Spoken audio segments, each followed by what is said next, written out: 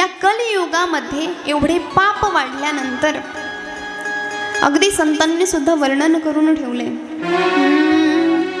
पृथ्वीमध्ये दादा एक अद्भुत होईल, बहीण भाऊ दोघांचा विवाह लागेल।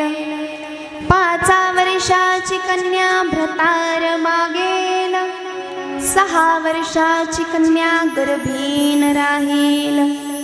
ऐका या कलियुगाची थोरी, पुत्राचं होईल पित्याचा वैरी, अन भ्रतार सोडून दारोदारी फिरतील नारी। आपण सकाळी रोज उठल्यानंतर नवीनच एक बातमी आपल्या कानावरती पडते। हा परिणाम कशाचा आहे? तर हा परिणाम कलियुगाचा आहे। मग एवढा घोर कलियुग असताना संतांनी वर्णन करून असं सांगितलं की या कलियुगामध्ये काय होईल काही सांगताच येणार नाही। बहीण भाऊ या दोघांचा विवाह लागेल, 5 वर्षाच्या मुलीचा विवाह होईल। एवढं घोर कलियुग आलेलं असताना मग किती पाप वाढल्या जाईल बरं।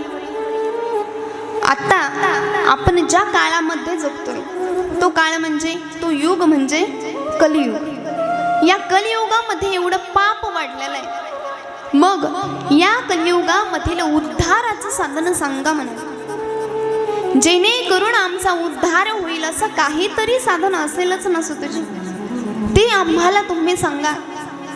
कारण आपण जर पाप करत असतो अशीच इच्छा आहे ना की तुमचा उद्धार व्हावा, तर ऐका, मला माहिती आहे म्हणाले असं एकच साधन आहे आणि ते साधन म्हणजे शिव महापुराण कथा श्रवण करणे आहे। शिव महापुराण की